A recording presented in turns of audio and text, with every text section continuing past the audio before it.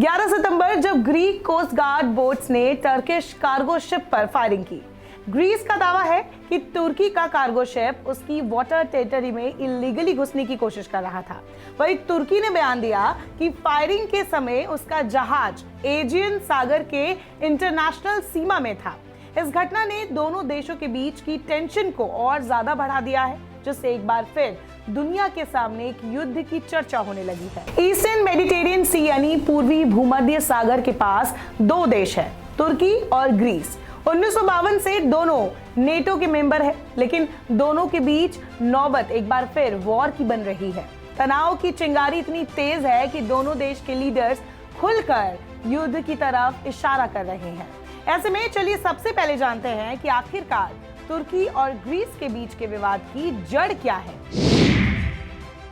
Continental shelves पर दोनों देश के अपने दावे, maritime boundaries, air space, energy, Cyprus का विभाजन, एजियन सी के आइलैंड्स और माइग्रेंट्स पर अलग अलग दावे। दरअसल इन अधिकारों को मान्यता देने को लेकर हुए समझौतों ने ही तनाव को बढ़ावा दिया है।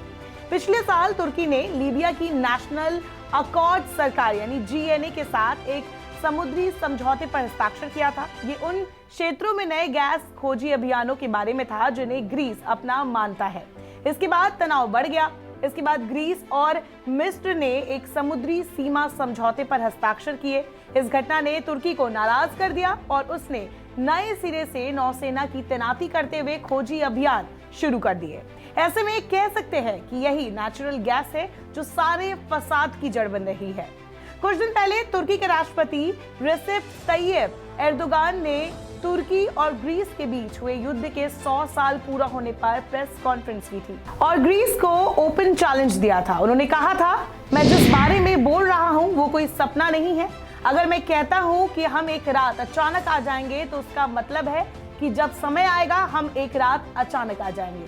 जवाब में ग्रीस ने नाटो, यूरोपीय संघ और संयुक्त राष्ट्र को खत भेजकर एर्दोगान के उकसावे भरे बयान और खुली धमकियों की निंदा की और यूक्रेन जैसे हालात बनने की ओर इशारा किया था।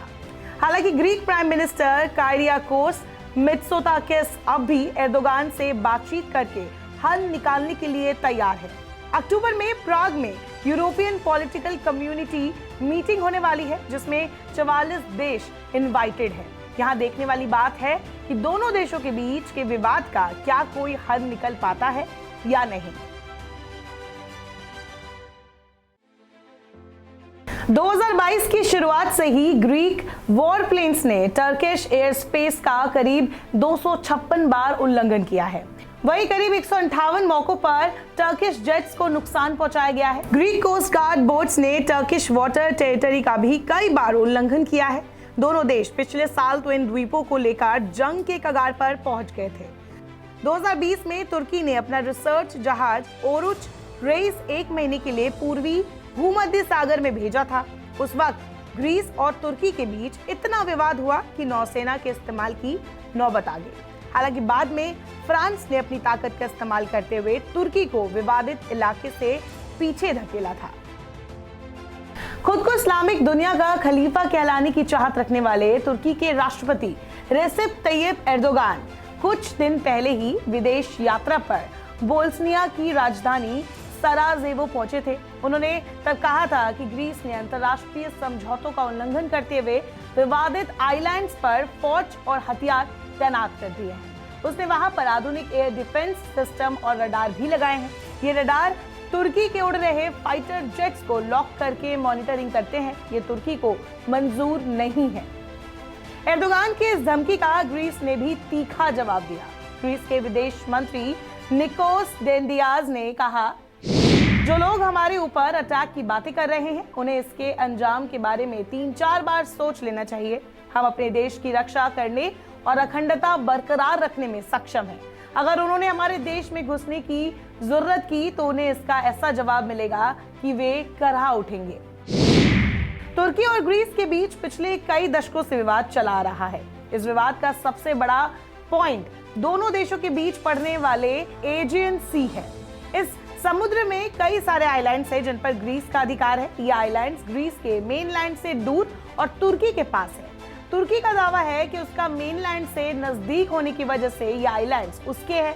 दोनों देशों के बीच एजियन सी के ऊपर उड़ान भरने के अधिकार को लेकर भी गंभीर मतभेद है। दोनों देशों के बीच पिछली आधी सदी में 3 बार युद्ध की नौबत आई है। ग्रीस का कहना है कि तुर्की गैर कानूनी तरीके से गैस भंडार खोजने का काम कर रहा है। ग्रीस विवादित इलाके को अपना एक्सक्लूसिव इकोनॉमिक जोन कहता है। साइप्रस भी तुर्की से नाराज है। बता दें, साइप्रस और तुर्की के बीच 1974 से विवाद चला रहा है, जब तुर्की ने साइप्रस के उत्तरी हिस्से पर कब्जा कर रखा था और उसे Turkish republic of northern Cyprus का नाम दे रखा है। उधर तुर्की के हमले की आशंका को देखते हुए ग्रीस ने फ्रांस से रफाल फाइटर जेट खरीदे हैं और इसके अलावा भी कई और वेपन्स इकट्ठा किए जा रहे हैं, जिससे तुर्की भड़का हुआ है और इसे अपनी सुरक्षा के लिए खतरा बता रहा है। तुर्की में अगले साल चुनाव भी हुए, जिसमें बढ़त लेने के लिए एर्दोगान इस चिंगारी को भड़काने में लगे हुए हैं। गैस भंडार के लिए तुर्की जिस जगह पर खुदाई करने जा रहा है वो साइप्रस, ग्रीस और तुर्की के बीच में पड़ता है। टर्किश प्रेसिडेंट एर्दोगान का कहना है कि साइप्रस के पश्चिमोत्तर में मौजूद इस इलाके पर किसी देश ने दावा नहीं किया है। पड़ोसी देशों और यूरोपीय संघ की चिंताओं को खारिज करते हुए एर्दोगान ने कहा कि हमें किसी की परमिशन की कोई जरूरत नहीं है। अभी ये पता नहीं है कि भूमध्य सागर में गैस का भंडार कितना बड़ा है और वहां से गैस निकलना कितना किफायती है। गैस बहुत ज्यादा हुई तो विवाद का गंभीर होना तय है। यूक्रेन युद्ध के वजह से यूरोपीय संघ के देश रूसी तेल और गैस पर अपनी निर्भरता पूरी तरह खत्म करना चाहते हैं, लेकिन फिलहाल चाहत और हकीकत में फर्क है। यूरोप के पास किफायती गैस का कोई और विकल्प नहीं है। ऐसे में रूस से गैस खरीदना मजबूरी है। इन परिस्थितियों के बीच अगर भविष्य में भूमध्य सागर से किफायती ढंग से गैस मिलने लगे तो यूरोपीय संघ को बड़ी राहत मिलेगी। जो देश ये गैस बेचेगा उसकी तिजोरी भी भरेगी। गैस अगर ग्रीस या साइप्रस के अधिकार में होगी तो ईयू के सदस्य देश होने के कारण सब कुछ बहुत आसानी से होगा। लेकिन गैस का रेगुलेटर तुर्की के हाथ लगा तो आने वाले दिनों में यही सवाल यूरोपीय संघ और तुर्की विवाद की आंच को कम या ज्यादा करेगा। नमस्कार, मैं हूं मानक गुप्ता। अगर आपको हमारा ये वीडियो पसंद आया हो तो इसे लाइक और शेयर जरूर करें और हाँ, हमें सब्सक्राइब और फॉलो करना ना भूलें ताकि आप देश और दुनिया की कोई खबर मिस ना करें। तो जुड़े रहिए हमारे साथ और देखते रहिए न्यूज़ 24।